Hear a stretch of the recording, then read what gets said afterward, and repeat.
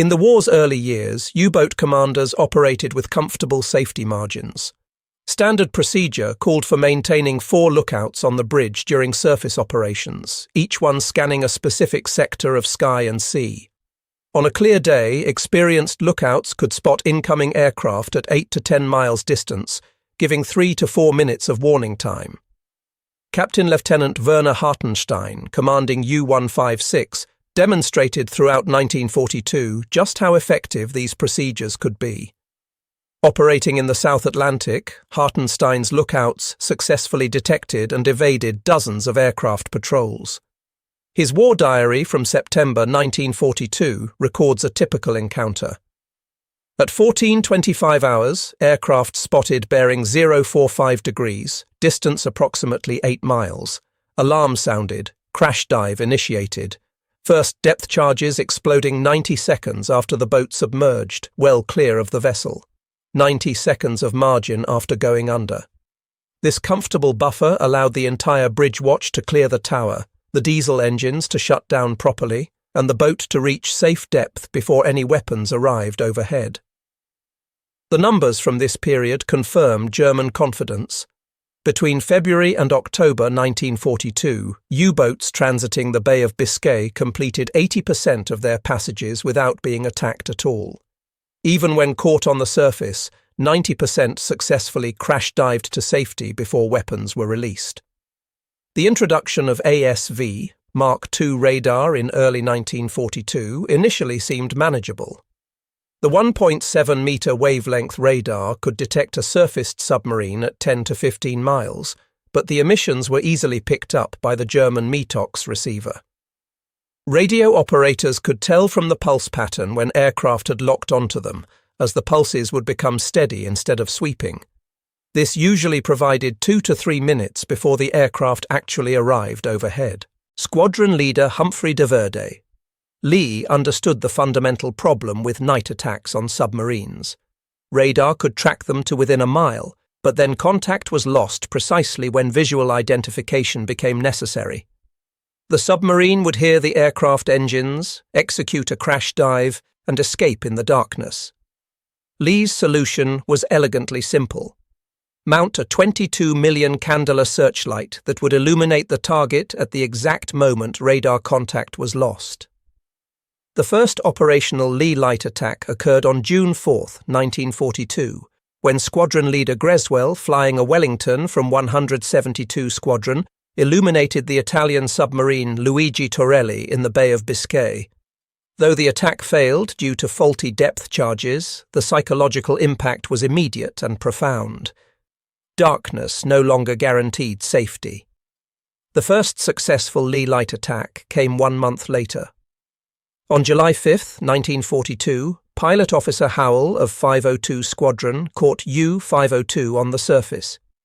Captain Lieutenant Jürgen von Rosenstiel, the submarine's commander, had less than 20 seconds from the moment of illumination to impact.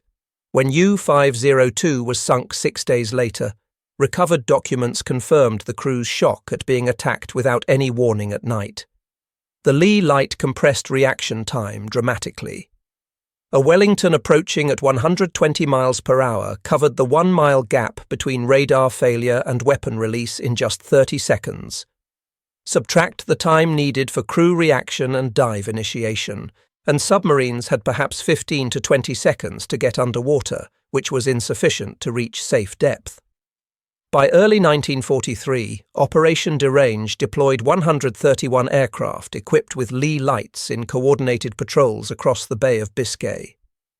Admiral Dönitz responded by reversing standard operating procedures, ordering boats to remain surfaced during daylight and submerge at night, but this merely shifted the vulnerability without eliminating it.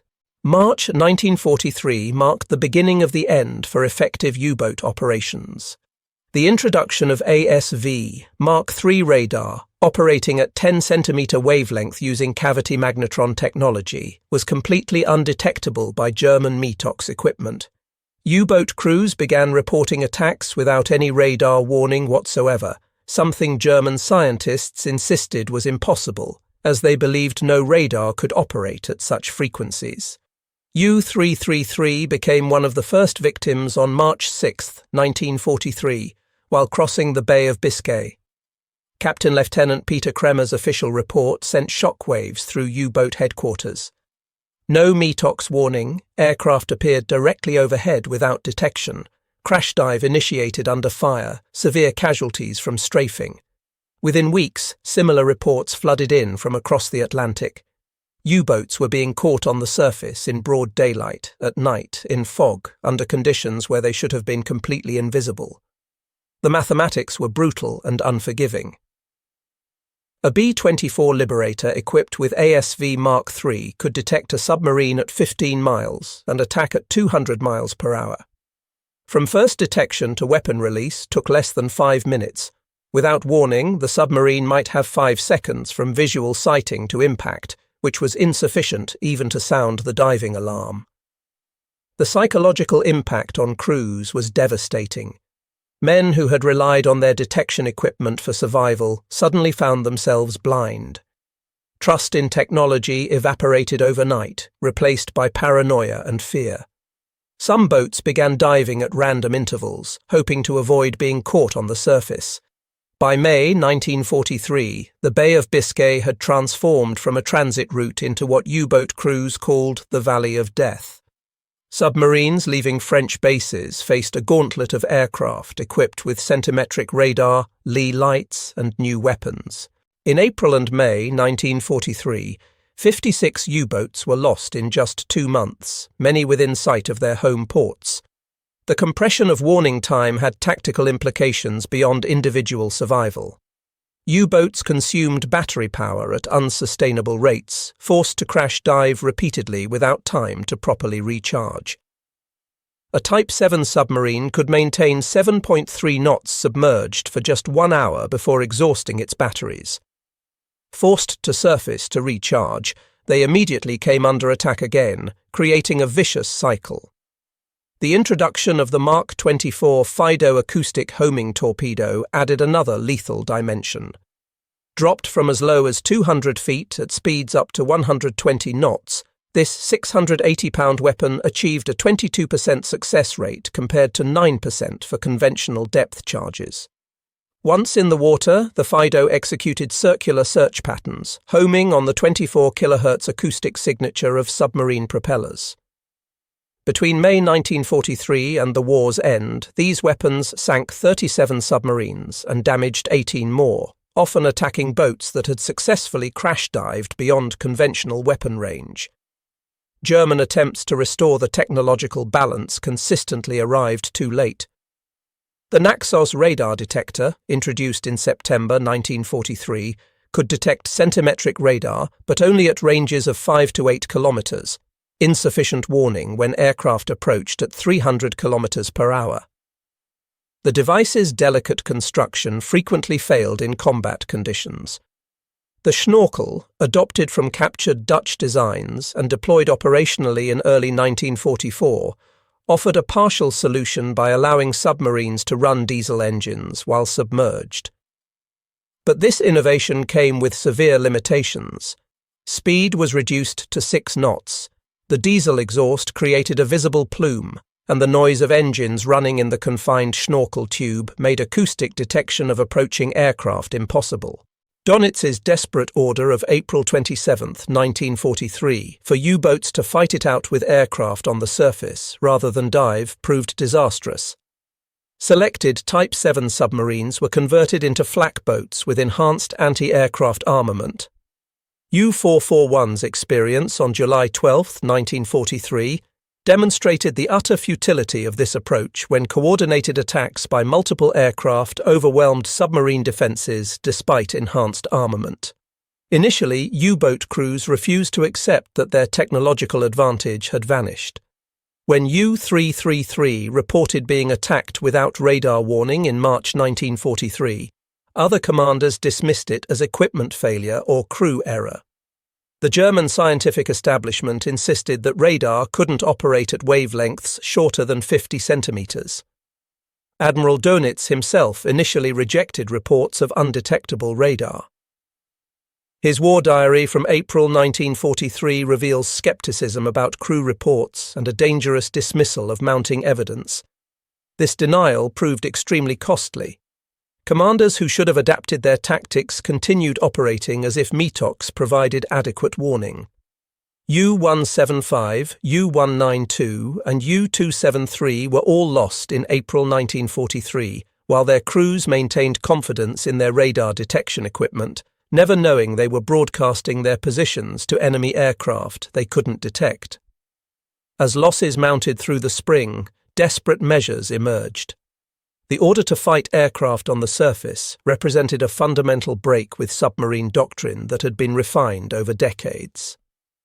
U-441's conversion to an anti-aircraft configuration added multiple 20mm cannons, but the July 12th attack demonstrated the futility when 3 Beaufighters overwhelmed the submarine's defences in seconds, leaving 10 dead and 13 wounded before anyone could properly return fire. By autumn 1943, even the most optimistic commanders accepted that the technological battle was lost. The introduction of American escort carriers meant continuous air patrols even in the mid-Atlantic, eliminating the safe zones where submarines had previously operated with relative impunity. Captain Lieutenant Wolfgang Luth, one of Germany's most successful U-boat commanders with over 200,000 tons of shipping sunk to his credit, addressed the new reality in his final patrol report with stark honesty. "The enemy can see us when we cannot see him. He can attack without warning. Our survival now depends not on equipment, but on luck alone." The psychological shift was complete and irreversible. U-boat crews that had once sung confidently about hunting in the Atlantic now referred to their submarines as iron coffins. By 1944, the statistical life expectancy for a U-boat crewman was 3 patrols. Of the 40,000 men who served in U-boats during the war, 28,000 would die at sea, a 70% casualty rate that was the highest of any service in any nation during World War II. A Type 7 U-boat crash dive was a precisely choreographed emergency maneuver that required split-second timing and flawless execution. The sequence began with the bridge watch spotting danger and initiating the alarm.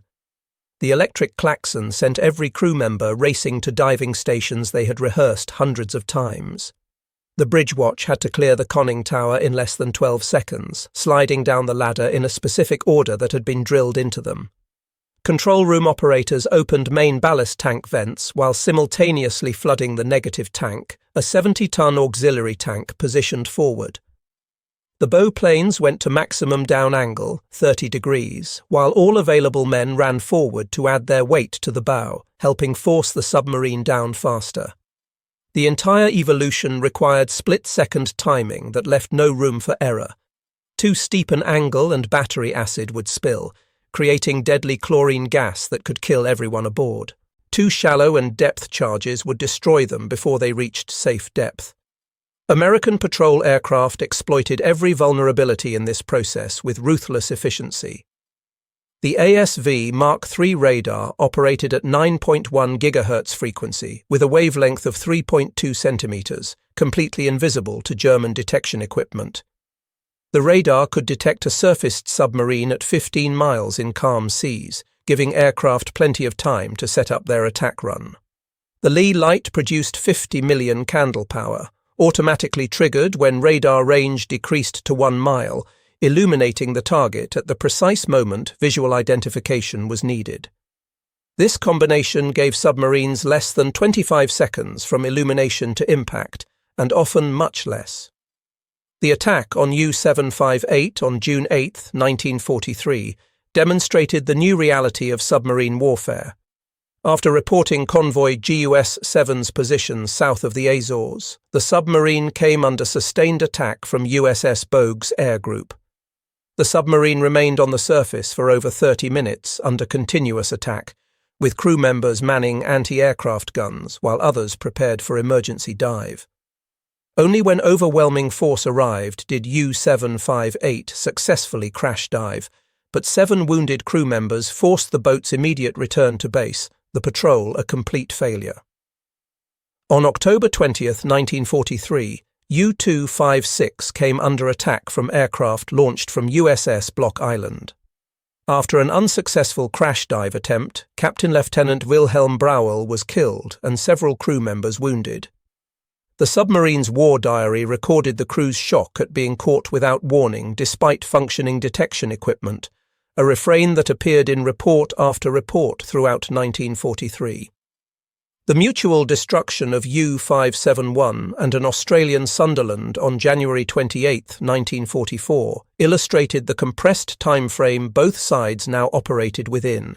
Flight Lieutenant Lucas detected U-571 on radar at 12 miles distance, achieving complete surprise by approaching through cloud cover.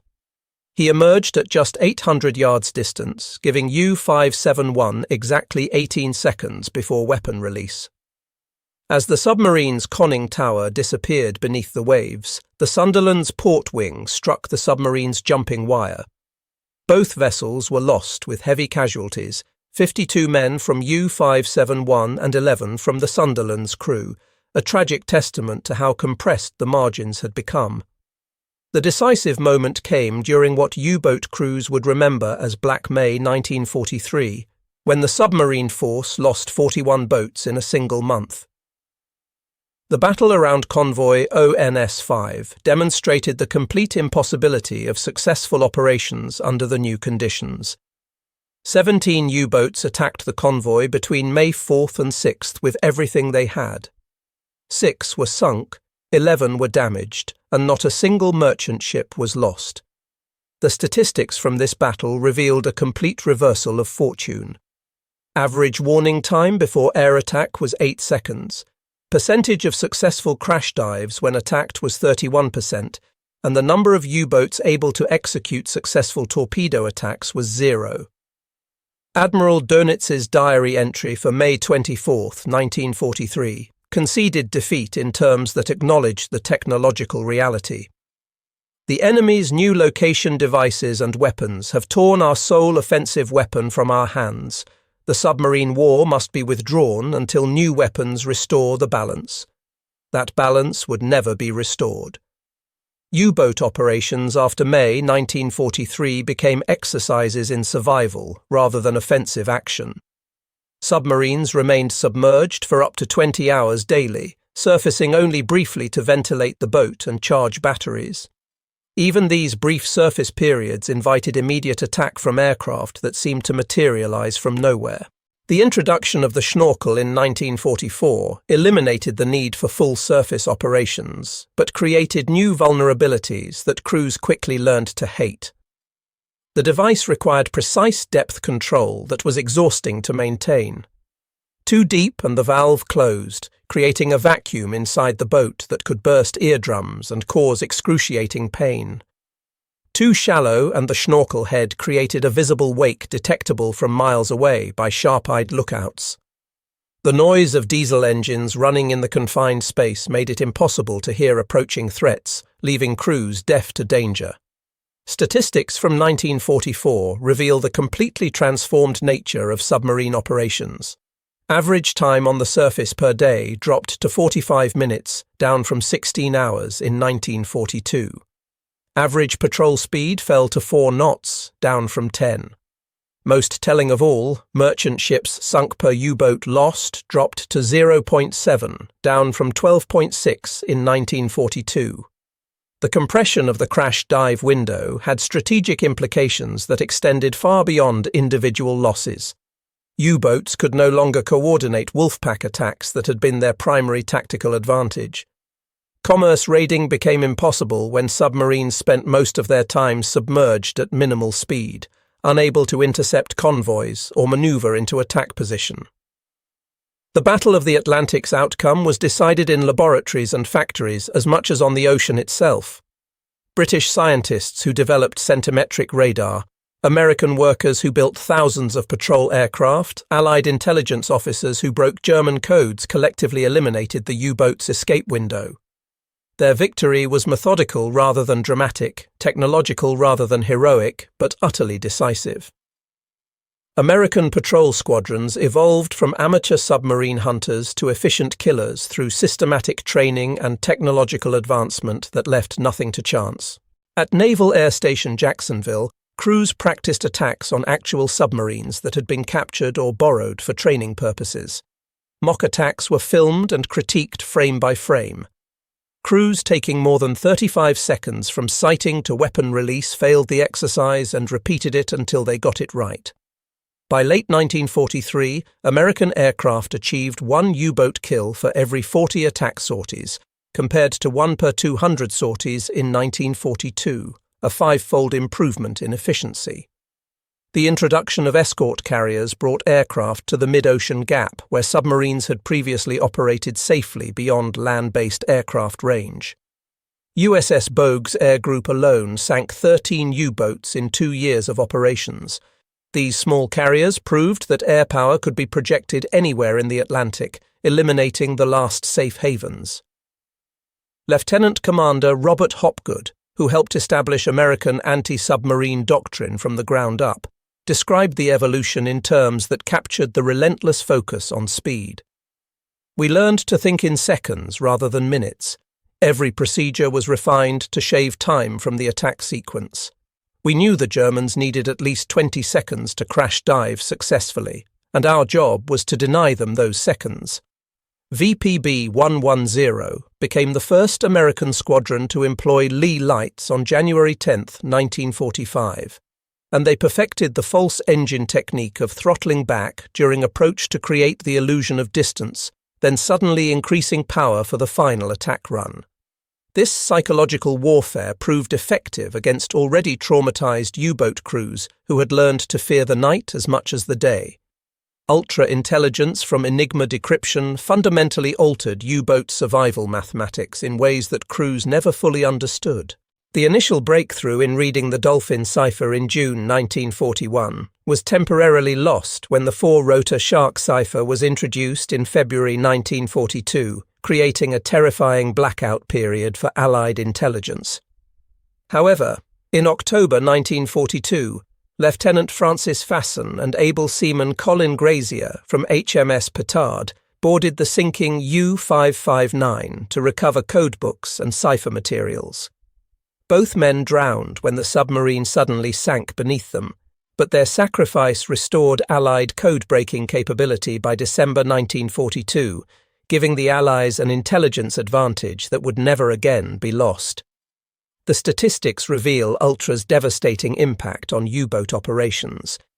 73% of U-boats were intercepted while transiting to patrol areas when Ultra intelligence was available, versus 21% without.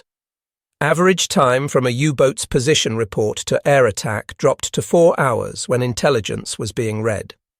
67% of convoys were successfully routed around wolf packs before contact could be made. This intelligence advantage meant that even perfect crash dives only postponed the inevitable. Submarines forced to surface hours later to recharge batteries were simply attacked again and again until they were destroyed or forced to abort their patrol. The numbers tell the complete story of reversal with brutal clarity. In 1942, representing German advantage, 250 U-boats were operational. They sank 1,094 Allied merchant ships, lost 87 U-boats, achieving an exchange ratio of 12.6 ships per U-boat lost. Average warning time before air attack was 180 seconds, and successful crash dives occurred 89% of the time. In 1943, representing the turning point, 425 U-boats were operational. They sank only 132 Allied merchant ships, lost 344 U-boats, achieving an exchange ratio of 0. 38 ships per U-boat lost, average warning time before air attack dropped to 5 seconds, and successful crash dives occurred only 15% of the time. Of 1,162 U-boats commissioned during the entire war, 785 were destroyed, representing a loss rate of 67.5%. Aircraft accounted for 250 of these losses directly, with another 100 attributed to combined air and surface attacks. The human cost was staggering beyond comprehension. Of the 40,000 men who served in U-boats, 28,000 died at sea, a 70% casualty rate that exceeded any other service in any nation during the war. Herbert Werner, who survived 5 different U-boats and later wrote the memoir Iron Coffins, described the evolution from confident hunters to hunted prey in terms that captured the psychological transformation. We measured our lives in seconds, the seconds between detection and death. Those seconds were everything to us, and then they were nothing. Werner survived the war as one of only 7,000 men from the original 40,000 who served. His memoir captured the psychological toll that lasted decades after the war ended. Years later, he still suffered nightmares, shouting alarm in his sleep, forever crash diving in his dreams, unable to escape the trauma of those desperate seconds.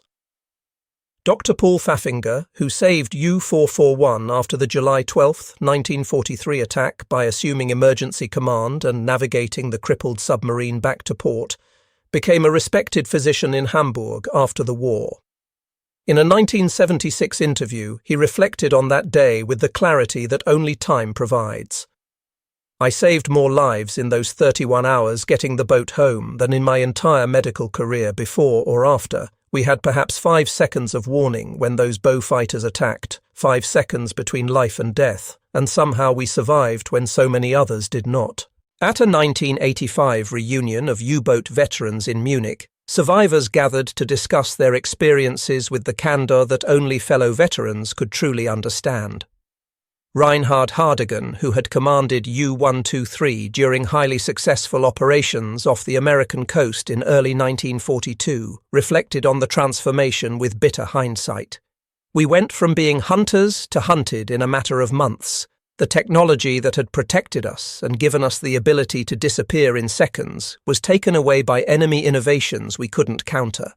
When those seconds were gone, we were simply targets waiting to be destroyed. The U-boat experience offers critical lessons for contemporary warfare that military planners continue to study. Current military systems depend on technological margins as narrow as those crucial seconds that meant life or death for submarine crews. The lesson remains constant across decades. Technological advantages are temporary. Any system dependent on a narrow time margin for survival is inherently vulnerable to disruption, and the advantage provided exists only until an effective counter is developed. Military academies study the U-boat collapse as a textbook case study in technological disruption, and the danger of assuming current advantages will persist. Today's stealth aircraft, cyber weapons, and submarine systems all face the same fundamental vulnerability that destroyed the U-boat force. The advantage they provide exists in a precarious balance that can be upset by a single breakthrough in detection or countermeasures. The last Type 7 U-boat, U-995, sits as a memorial at the Lebeau Naval Memorial near Kiel, Germany. Visitors can walk through the cramped compartments where men once counted seconds between life and death, experiencing firsthand just how confined and claustrophobic these iron coffins truly were. A plaque near the conning tower reads simply, "In memory of the 28,000 German submariners who perished at sea, a stark reminder of the cost." The story of the German U-boat's crash dive window represents one of history's clearest examples of technology determining warfare's outcome with mathematical precision. Between 1942 and 1943, Allied innovations compressed German reaction time from comfortable minutes to desperate seconds to nothing at all. When centimetric radar eliminated warning entirely in March 1943, the U-boat force ceased to exist as an effective weapon, reduced to a force that could barely survive, let alone attack successfully. The human stories within this technological revolution illuminate the true cost of modern warfare in ways that statistics alone cannot capture. Dr. Paul Faffinger, navigating a shattered submarine home after assuming emergency command with no training, crews manning anti-aircraft guns while knowing they couldn't possibly win the fight, the mutual destruction of U-571 and its attacker locked in a death embrace, These moments reveal how technology transformed individual courage into statistical inevitability. The strategic implications extended far beyond individual encounters in the Atlantic. When the escape window closed permanently, it took with it Germany's only realistic hope of strangling Allied supply lines and forcing Britain to negotiate. The Battle of the Atlantic, which Churchill identified as the dominating factor throughout the war, was decided not by seamanship or courage or determination, but by the ruthless compression of time through technological advancement. The U-boats entered the war with what seemed like a reliable escape mechanism, the crash dive that could save them from aerial attack and allow them to fight another day. This tactical advantage shaped German naval strategy for years, enabling wolfpack tactics that nearly brought Britain to starvation by 1942. But the same scientific progress that had given submarines their underwater refuge took it away through radar innovations, sonobuoys, and acoustic torpedoes that hunted submarines beneath the waves. For the men who lived through this technological revolution, those disappearing seconds defined absolutely everything about their daily existence. They had trusted their lives to a narrow margin of time and watched that margin vanish before their eyes. In 1942, they had minutes of warning before aircraft arrived. By mid-1943, they had seconds. By 1944, they had nothing at all, operating blind against an enemy that could see them from beyond the horizon. The Battle of the Atlantic was won in laboratories and factories as much as on the ocean, perhaps even more so. British scientists who developed centimetric radar in secret facilities, American workers who built thousands of patrol aircraft in factories running around the clock, Allied intelligence officers who broke German codes through brilliant cryptanalysis, they collectively eliminated the U-boat's escape window through sustained technological effort. Their victory was methodical rather than dramatic, technological rather than heroic, yet utterly decisive in its impact. Yet within this technological struggle, elements of humanity persisted, despite the mechanized slaughter.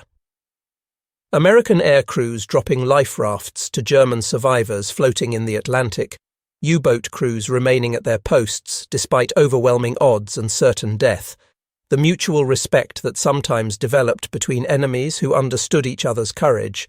These glimpses of human dignity amid mechanized warfare remind us that even technological combat cannot completely dehumanize the men who fight. The U-boat force that entered the war as Germany's elite naval unit, confident in their ability to disappear beneath the waves whenever danger threatened, ended it as a shattered remnant of its former self, of the young men who sailed from French ports singing songs of certain victory over England. 7 in 10 would never return to see their homeland again. They died because technology stole the seconds they desperately needed to survive, compressing their margin of safety until it vanished completely. Modern nuclear submarines never surface during operations, making the crash dive completely obsolete as a tactical maneuver. Yet they face their own technological vulnerabilities in the form of satellite surveillance systems, underwater sensor networks, and autonomous vehicles that may one day compress their survival margins, just as radar and aircraft compressed those of their diesel-powered predecessors. The ghosts of U-boat crews who died believing they had seconds to spare serve as eternal warnings to all who place blind faith in technological advantages without considering how quickly those advantages can be lost. In the brutal arithmetic of technological warfare, yesterday's comfortable safety margin becomes today's critical vulnerability, and today's decisive advantage becomes tomorrow's fatal weakness almost overnight. The final irony remains stark and undeniable.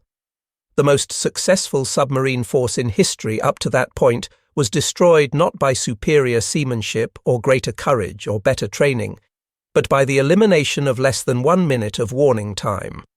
Seconds counted desperately by lookouts straining their eyes, measured precisely by engineers calculating dive times, lost irrevocably to technological innovations they couldn't detect or counter, determined the fate of nations and the outcome of the longest campaign of World War II. The story of the 45-second crash dive reminds us that in warfare, as in life, nothing remains permanent except change itself and the relentless march of technological progress. The German submarine force learned this lesson at terrible cost, measured in 28,000 lives, lost when their margin of safety compressed from comfortable minutes to desperate seconds to nothing at all. Their sacrifice stands as eternal testament to a fundamental truth that echoes across the decades.